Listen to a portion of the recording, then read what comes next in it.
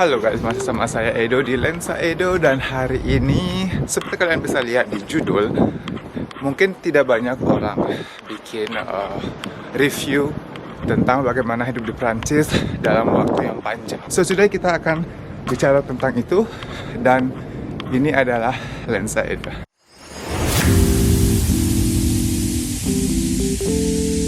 Saya ambil waktu beberapa, maksudnya saya cukup menunggu momen ini karena saya pikir makin lama kalian tinggal di suatu kota, di suatu negara, makin banyak pengalaman yang kalian ambil dan review yang kalian lakukan mungkin sedikit lebih nyata. Jadi 6 tahun, hampir 7 tahun tinggal di Prancis, tepatnya di kota Paris. Hari ini saya akan bahas beberapa poin review yang sebenar-benarnya sambil menaiki tangga menuju Montmartre di hari Minggu, di hari Natal, buat kalian. Jadi pastiin kalian nonton, pastiin kalian subscribe, di share ke teman-teman kalian yang mau datang ke Prancis. So guys, saya naik dulu, oke? Nanti ketemu di atas. Ciao. Jadi sekarang kita sudah berada di dalam rumah Cailece, maksudnya di indoor, supaya kita ngomongnya lebih santai, lebih jelas juga suaranya, karena tadi kalian lihat saya di luar dan hiruk pikuk keluar dan jadi kita nggak fokus, oke? Beberapa dari kalian sudah tahu pasti alasan kenapa saya datang ke Prancis. Ya, tepat sekali, karena memang awalnya saya ke Prancis memang punya satu mimpi, yaitu punya ijazah S2. Tetapi pada waktu itu saya kesini, saya belum bisa bicara bahasa Prancis. Wajar dong, karena jujur waktu itu saya nggak tahu apa sih Prancis. Kuliah di Prancis itu kayak nggak pernah terpikirkan. Cuma kesempatan datang seperti ini dan saya ambil. Semua review yang akan saya lakukan hari ini adalah jujur. Sebenarnya sudah mimpi, sudah pengen bikin review ini dari dulu.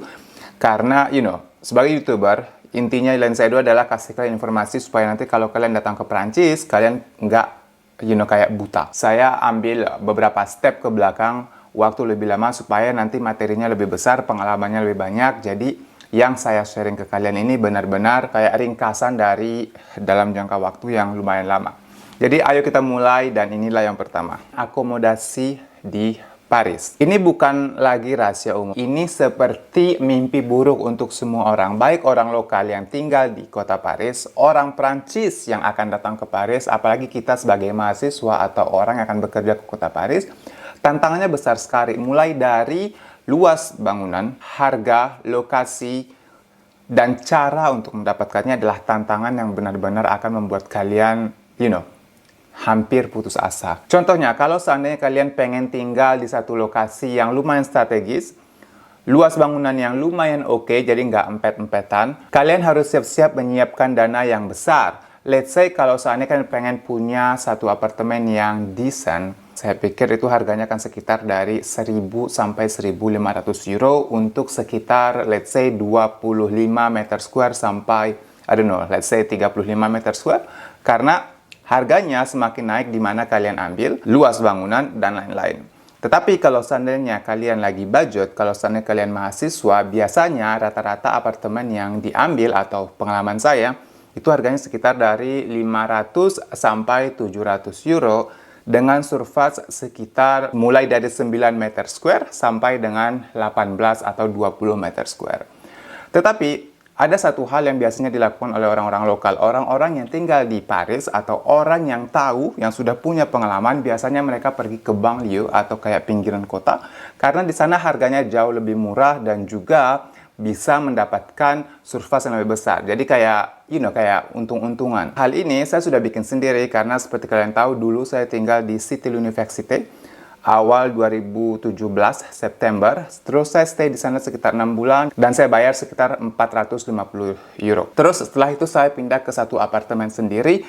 Di sana kalau nggak salah saya bayar 550 euro. Akomodasi adalah tantangan karena susah sekali carinya. Belum lagi kalau seandainya kalian bukan orang Prancis atau bahkan kalian orang Prancis sendiri, kalau mau cari satu apartemen harus punya garantor yang orang Prancis, yang notabene-nya nanti kalau seandainya kalian ada masalah dalam pembayaran, orang inilah akan bertanggung jawab Bukan cuma akomodasi yang kita bahas barusan menjadi mimpi buruk. Hampir semuanya di kota Paris ini seperti mimpi buruk kalau seandainya kalian belum tahu bagaimana cara hidup di kota Paris. Jujur yang paling pertama saya ingat adalah sebelum saya pindah ke kota Paris, ketakutan saya waktu saya tinggal di Toulouse, apakah saya mampu menguasai sistem transportasi di kota Paris. Saya lihat petanya, itu seluk-beluknya banyak sekali, kayak I don't know, kayak jalan tikusnya banyak sekali, sepertinya lebih rumit daripada jaring laba-laba. Terus yang kedua lagi adalah harganya sangat berbeda. Di Toulouse waktu itu saya cuma bayar sekitar 10-20 euro per tahun, per bulan.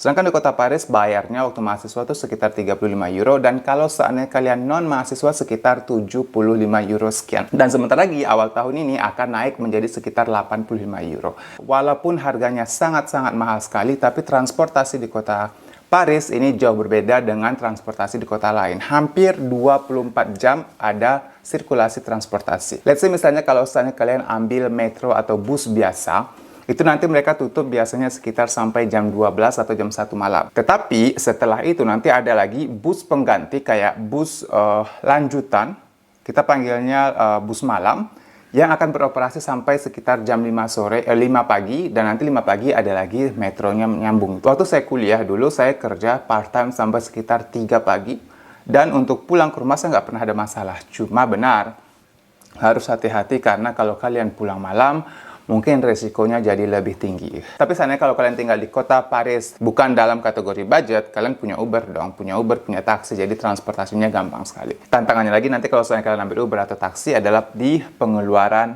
bulanan. Review yang saya berikan di hari ini sebenarnya balik lagi kepada individual seseorang. Saya sudah sempat bikin beberapa video waktu saya mahasiswa, waktu saya bekerja di musim pandemi misalnya, berapa yang saya habiskan per bulan untuk tinggal di kota Paris. Walaupun kalian dengan pendapatan UMK, misalnya SMIC kita panggil di sini, kalian masih bisa hidup layak. Kalian dengan gaji basic, kalian masih bisa pergi ke bioskop, kalian masih bisa pergi jalan-jalan, ke museum, misalnya sesekali pergi makan ke restoran, atau misalnya sesekali, hangout sama teman-teman di cafe atau di bar, sangat-sangat bisa. Saya pikir di kota Paris ini seperti kayak, kalau kalian pengen nabung, itu segampang-gampang banget.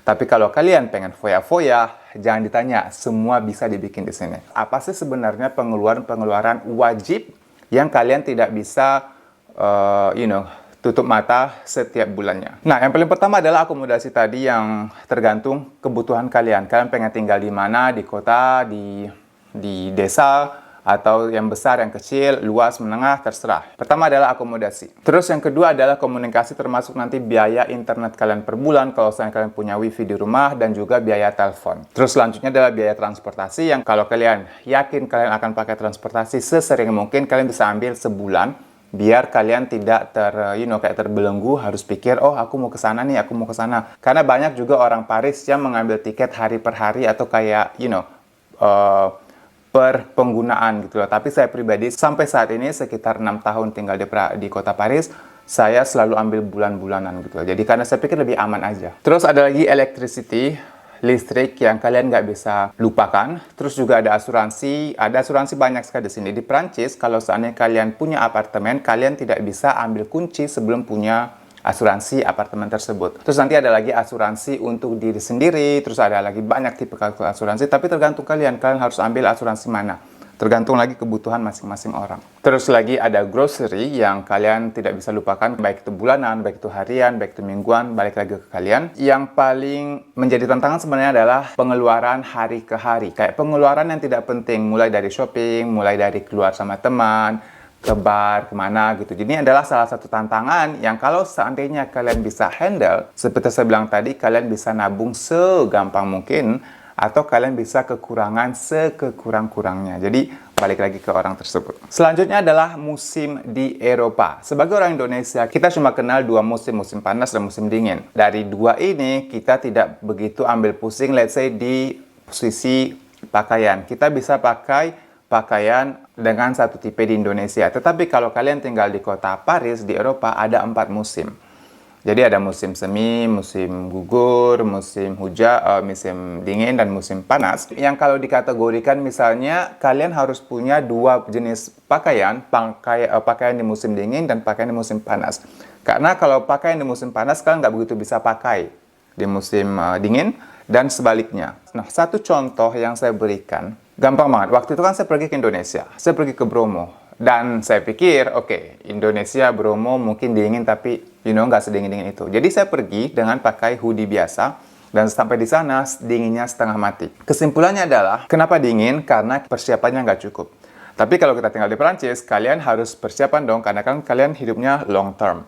Jadi kalian kalau musim panas, harus berpakaian seperti musim panas, musim dingin harus berpakaian seharusnya seperti musim dingin, dan ini adalah menjadi salah satu challenge karena pengeluaran. Jadi kan, bukan cuma di situ aja, bukan cuma masalah duit, bukan cuma masalah pengeluaran. Musim ini juga berpengaruh terhadap pola pikir seseorang. Bagaimana seseorang memutuskan satu hal. Saya beberapa kali punya pengalaman, kayak misalnya di musim panas atau di musim dingin, terus saya lagi down, lagi di titik terendah, saya sering sekali bertanya kepada diri sendiri kayak, saya ngapain di negara ini? Udah dingin, hidupnya susah, nggak bisa ini, nggak bisa itu. Tapi yang menjadi penentu adalah bagaimana kalian memutuskan, bagaimana kalian menghandle situasi ini supaya kalian tidak menyerah. Karena saya pikir juga pada akhirnya walaupun di Indonesia atau maupun di Paris maupun di di negara manapun, kalau seandainya kalian punya lagi masalah, ya seperti itu, sedihnya akan seperti itu gitu. Belum lagi yang terkadang kita juga ditantang dengan sistem komunikasi bahasa yang digunakan di kota Paris atau di negara Perancis. Makanya kita akan bahas juga komunikasi dan bahasa. Untuk tinggal di Perancis, kalian pasti bisa pakai bahasa Inggris. Saya nggak bilang kalau bahasa Inggris tidak dipakai di Perancis. Tetapi konsepnya adalah apakah long term atau short term. Karena kalau seandainya kalian kuliah di Perancis, let's say cuma untuk 1 tahun atau 2 tahun, maksimal, kalian adalah mahasiswa internasional. Teman-teman kalian semuanya orang luar negeri, orang yang bisa bicara bahasa Inggris, kalian nggak ada masalah, gampang. Tetapi yang menjadi tantangan lagi adalah kalau seandainya kalian tinggal di kota Paris, di Prancis, dan hidup sehari-hari. Misalnya kalian ada masalah di bank, misalnya kalian punya masalah sama electricity, misalnya kalian punya masalah sama tetangga, kalian nggak bisa komunikasi, akan memberikan kalian masalah yang terkadang membuat kalian kayak, aduh hidup ini susah banget, dan menjadi salah satu alasan banyak sekali orang-orang yang pulang ke Indonesia for good karena mereka nggak bisa bertahan gitu loh. Solusinya tidak ada lagi, kalian harus belajar bahasa Prancis. Kalian tinggal di negara Prancis. Bukan berarti kalian harus bicara seperti orang Prancis 100%. Paling tidak kalian punya kemampuan memahami dan berkomunikasi timbal balik, karena komunikasi itu kan komunikasi dua arah. Kamu bicara, orang bicara, kalian ngerti. Jadi kalau seandainya kalian tidak punya ini adalah benar-benar yang saya rekomendasi untuk belajar paling tidak basicnya di bahasa Prancis. Tahun lalu, saya sempat bikin website. Saya bikin layanan kepada teman-teman kalau seandainya kalian pengen ke Prancis untuk belajar bahasa Prancis, sekarang bisa. Informasi yang beredar dulu seringnya adalah kita harus bisa bahasa Prancis, minimal punya B2 atau B1, barulah diterima di Prancis.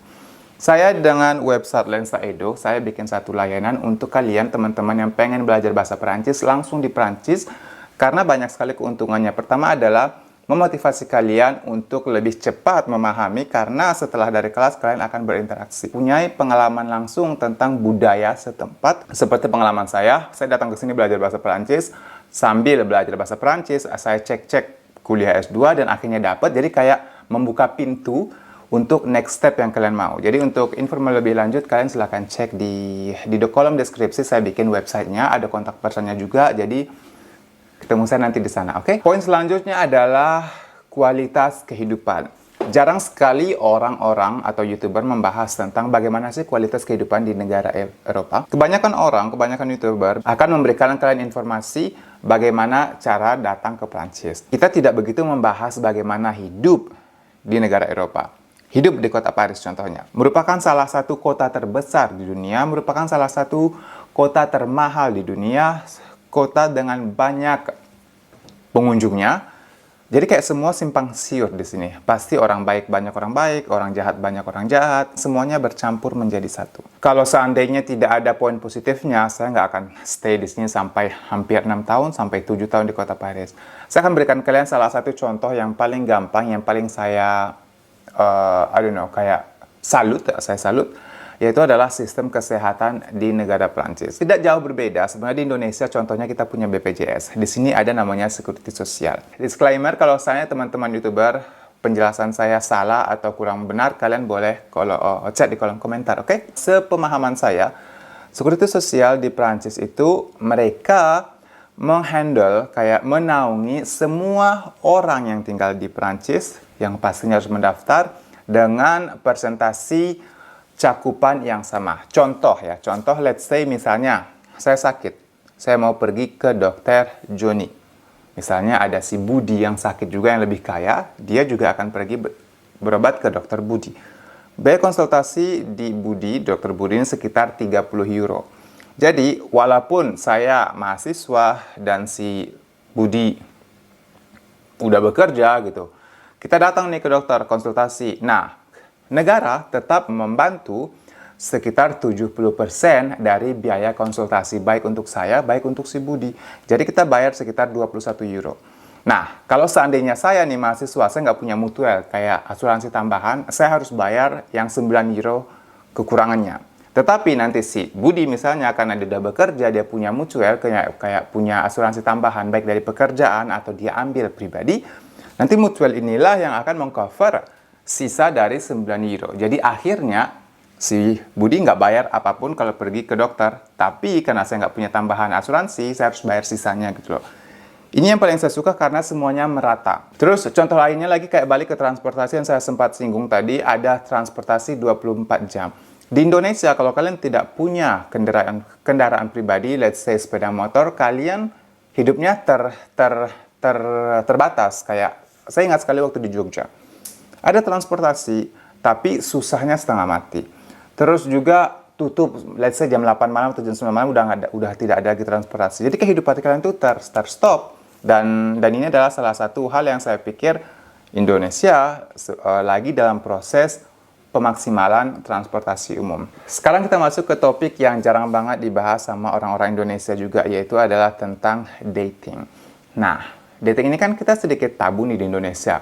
Walaupun pada dasarnya kalian pasti tahu dong banyak aplikasi seperti Instagram, Twitter, TikTok, Tinder. Semua aplikasi yang kalian pakai mempunyai kemungkinan untuk kalian bisa ketemu dengan orang. Yang menjadi permasalahannya di Indonesia adalah kita punya satu undang-undang yang baru saja diterbitkan. Katanya kalau punya kegiatan seksual bisa masuk penjara. Di sini dari dulu sampai sekarang, kalian mau apapun, mau bikin apapun di kehidupan kalian, mau jungkir balik di sana sini, mau senakal-nakalnya tidak akan ada orang yang, hey, ngapain gitu. Nggak akan ada orang yang, gosip-gosip. Kalian bisa hidup seperti yang kalian mau.